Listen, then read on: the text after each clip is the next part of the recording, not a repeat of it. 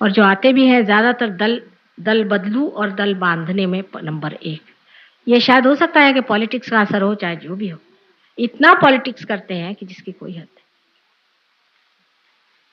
इसमें पॉलिटिक्स नहीं है, कुछ नहीं है, इसमें सिर्फ़ अपने को पाना और परमात्मा को पाना और सारे संसार को एक नई सुंदर प्रेम पूर्ण क्रांति में बदल देना ही एक काम है। बड़ा भारी काम है, बहुत महान काम है। इसमें हज़ारों लोग चाहिए और अगर आप नहीं करिएगा, ये भी आप जान लीजिए, तो ये लास्ट जजमेंट है। जजमेंट कुंडलिनी से ही होने वाला है और क्या भगवान आपको तराजू में डाल के नहीं देखने वाले।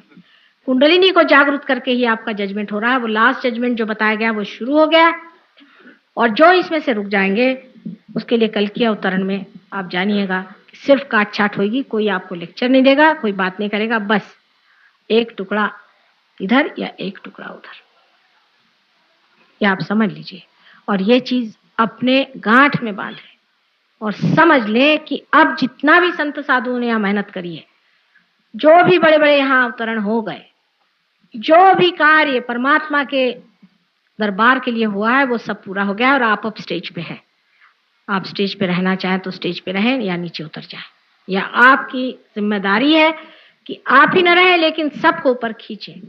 आप लोग दूसरे तरह के हैं, आपकी श्रेणी और है, आप साधक हैं और आपको समझ लेना चाहिए कि इसके लिए एक व्रत निश्चय होना चाहिए आदमी में। इसको कहते हैं कि एक बाना पहन लिया आपने, तभी ये चीज काम हो सकती है। और ऐसे वैसे अरे गहरे नत्थु खैरों से ये काम नहीं हो सकता। आप अरे गहरे नत्थु खैरे नहीं है, मैं जानती हूँ, लेकिन अभी आपने अपने को पहचाना नहीं। उसे जान लेने पे आश्चर्य होगा कि क्या ये शक्ति प्रचंड शक्ति या ब्रह्म शक्ति माँ ने हमें दी है। और जैसे ही शक्ति बहने लग जाती है आदमी सोचता है कि मैं भी इस काबिल हो जाऊं। जब इस प्याले से ये चीज छलक रही है तो ये प्याला भी इस योग्य हो जाए कि इस महफिल में आ सके। इस तरह से आदमी अपने आप ही अपना व्यवहार, अपना तरीका सब कुछ बदलते जाता है। और सबसे बड़ी बात तो यह है कि बड़े बड़े जीव संसार में जन्म लेना चाहते हैं। अगर आपका दिल्ली में वातावरण ठीक नहीं हुआ तो यहाँ सिर्फ राक्षस जन्म लेंगे, या तो बहुत ही पहुंचे हुए लोग जन्म ले जो डंडे लेकर आपको मारेंगे, और या तो राक्षस पैदा होंगे और राक्षसों की ये नगरी हो जाएगी। इसलिए मुझे बड़ा डर लगता है, कभी कभी सोचती हूँ कि इनकी समझ में अभी आ नहीं रही बात। आप लोगों में बड़ी जिम्मेदारी है, क्योंकि दिल्ली जो है वो दहलीज है इस देश की, और इस दहलीज को लांग कर अगर राक्षस आ जाए तो आप लोग कहीं के नहीं रहेंगे। आपको दहलीज पर उसी तरह से पहरा देना चाहिए जैसा कि बड़े बड़े देवदूत और बड़े बड़े चिरंजीव खड़े हुए आपके जीवन को संभाल रहे हैं। अपनी आप रक्षा करें और औरों की भी रक्षा करें, अपना कल्याण करें, औरों का भी कल्याण करें और सारे संसार को मंगलमय बनाएं। यही मेरी इच्छा है। इसके बाद मैं जा रही हूँ मद्रास, लेकिन उसके बाद आऊंगी। उसके बाद भी मेरा प्रोग्राम दिल्ली में रहेगा 3-4 दिन। आप लोग सब वहाँ आइए, जहाँ भी प्रोग्राम होता है, जहाँ जहाँ सहयोगी आते हैं वहाँ वहाँ कार्य ज़्यादा होता है। सब लोग वहाँ आइए। ये लोग तो आपकी भाषा भी नहीं समझते हैं, और जहाँ जहाँ मैं गई गाँव में वगैरह वहाँ तो हिंदी या मराठी भाषा बोलती रही, लेकिन ये लोग सब लोग वहाँ आते रहे। और हर तरह की आफत आप जानते हैं कि इन लोगों को तो गांव में रहने की बिल्कुल आदत नहीं है। वहाँ पे रह करके समझते हैं कि हमारे रहने से माँ के लिए बड़ा आसान हो जाता है, क्योंकि आप ही चैनल्स हैं। आपके चैनल्स मैं इस्तेमाल करती हूँ। अगर समझ लीजिए इतनी बड़ी ये जो आपकी पावर हाउस है, इसमें अगर चैनल्स नहीं हुए तो बिजली कैसे प्रभावित? वो चैनल साफ है। इसलिए आपको चाहिए कि जहाँ भी मैं करूँ, जब तक मैं हूँ, इसको निश्चय से धर्म समझ के आप वहाँ आएँ और इस कार्य को आप अपने लिए भी अपनाइए और दूसरों के लिए भी अपनाइए। धन्यवाद। आशा मैंने आपके अधिकतर प्रश्नों का जवाब दे दिया होगा, और अगर नहीं दिया हो तो आप जरूर सेंटर पे सब चीजों का जवाब पा लेंगे, क्योंकि मैं सब बात आज नहीं कह पाऊंगी। आप समझ रहे हैं, समय की कमी है। उसके अलग अलग स्तर होते हैं खाने के। जैसे कि एक तो उसका मौलिक स्तर हुआ कि कार्बोहाइड्रेट्स हैं या प्रोटीन्स हैं या क्या है वगैरह वगैरह। अब ये जो एक उसका स्तर है, मटीरियल स्तर जिसे कहना चाहिए, उस स्तर को इस तरह से समझना चाहिए कि आपको जिस चीज की जरूरत है वो आपको खाना चाहिए। जैसे कि जिस आदमी में ज्यादा कफ है उसको ठंडी चीजें या ऐसी चीजें कि जिससे आप जानते हैं उसमें क्या-क्या अवॉइड करना चाहिए।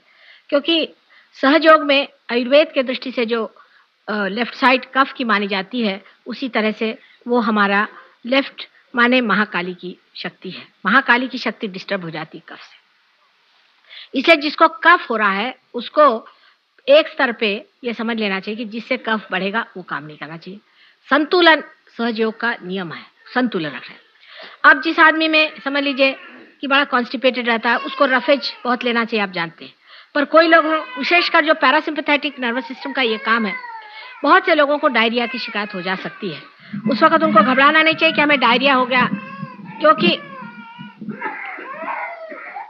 गर्मी बहुत हो रही, ज़रा खिड़की खोल दीजिए, बहुत गर्मी हो रही बच्चों को। हैं? तिकडल्या कुठे उघडल्या? और उस वक़्त हम लोगों को ये सोचना चाहिए कि जिसको ज़रूरत है, उसको ज़्यादा सब्ज़ी खानी चाहिए और जिसको ज़रूरत है, वो ज़्यादा प्रोटीन खाए। ये तो अपनी-अपनी सूझबूझ और समझ से होना चाहिए। लेकिन कोई कहे कि सात्विक अन्न कोई होता है, उस मामले में मुझे कहना कि उसमें बड़ी गलतफ़हमी हमको, ये दूसरे स्तर की बात है।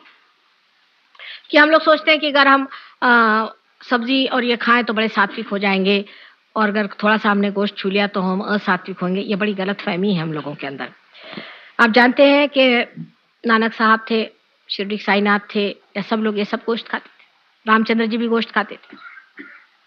तो इस तरह की आइडिया कर लेना कि इसे गोश्त कोई खा ले तो वो बिल्कुल अधर्मी हो गया और आप अगर घास खाएँ तो आप बड़े धार्मिक हो गए, ये गलत बात है। लेकिन इसका ये भी मतलब नहीं है कि आप गोश्त खाइए ही। अगर आप वेजिटेरियन हैं तो आप वेजिटेरियन रहिए, नॉन वेजिटेरियन रहिए। सिर्फ देखना चाहिए ज़रूरत किस चीज़ की। समझ लीजिए किसी आदमी में बहुत डायरिया होता है तो उसके लिए प्रोटीन फूड उसको मदद करेगा हमेशा। इसलिए अगर वो प्रोटीन फूड खाए तो कोई हर्ज नहीं। लेकिन हर समय खाने-पीने के बारे में सोचने से ही गड़बड़ हो जाती है।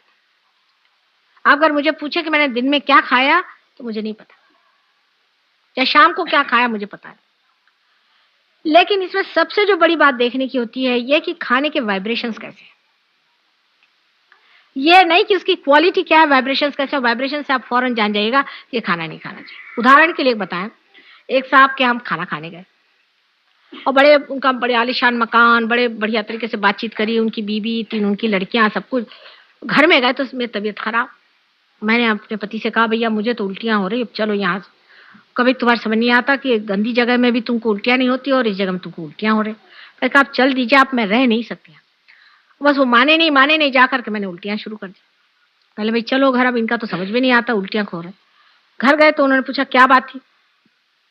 मैंने कहा उस घर में कोई बहुत रोया हुआ है, बड़ा दुःख है उस घर में। कहले कहाँ का दुःख? इतना सुंदर घर तुम्हें कहाँ से ख्याल हुआ? मैंने कहा बिल्कुल सही बात है, वो बड़ा दुखी है घर, उस घर में बड़ा दुःख फैला हुआ है। उसके बाद 8 दिन बाद हमारी लड़की के स्कूल की एक लड़की हमसे मिलने आई। बड़ी बेचारी गरीब सी, उसके कपड़े फटे हुए। मैंने कहा इतने अच्छे स्कूल में ऐसी ये लड़की कैसे ऐसी रह रही? कहले नहीं मेरी माँ यहाँ टीचर है इसलिए हमें फ्री एजुकेशन मिल रहा है, ऐसे तो हम बहुत गरीब हैं। उसका नाम जो मैंने सुना तो उसका सरनेम और इस आदमी का सरनेम एक था। मैंने कहा तुम उसको जानते हो? कहले हाँ वो तो मेरे पिता। तुम्हारे पिता? और क्या? कहले मेरे ग्रैंडफादर का तो घर है, ये बैरिस्टर होने विलायत गए, मेरे नाना से सारा पैसा लिया, सब कुछ लिया और वहां से आए और सब हथिया लिया। मेरे नाना मर गए और इन्होंने हमको सबको घर से निकाल के इस औरत से शादी कर दी। और कहले मेरी माँ रोती ही रही, महीनों रोती रही, इसने सुना नहीं। वो अगर वेजिटेरियन खाना भी होता तो भी बेकार। तो उसके वाइब्रेशंस देखे जाते, कौन आदमी किस तरह से खाना देता है वो देखना पड़ता है। और अगर गलत खाना आपके पेट में चला जाए तो फौरन आपको उल्टी हो जाएगी सहयोग के बाद में, या डायरिया हो जाएगा। अभी एक रिश्तेदारी में ही किसी की शादी तय हुई है, सहयोगी मतलब रिश्तेदार मेरे तो सहयोगी है ना। तो वो गए उन्होंने कहा चलिए हमारे रिश्तेदारों से मिलने के लिए। तो दामादों को ले गए। वो दामाद मेरे साथ बेचारे सफर में निकले। सारा रास्ता उनकी हालत खराब, उल्टियाँ और डायरिया और उल्टियाँ और डायरिया। फिर मैंने कहा सारे रिश्तेदारों को चूते मारो, ये मोहम्मद साहब ने बताया। तब उनका ठहरा। वाइब्रेशंस कैसे देखना पड़ता है, कौन कैसे मन से आपको खाना देता है। सभी सहजियों से विनती है हमारे इस चैनल को सब्सक्राइब करके सहज को फैलाने में हमारी मदद करें। जय श्री माता जी।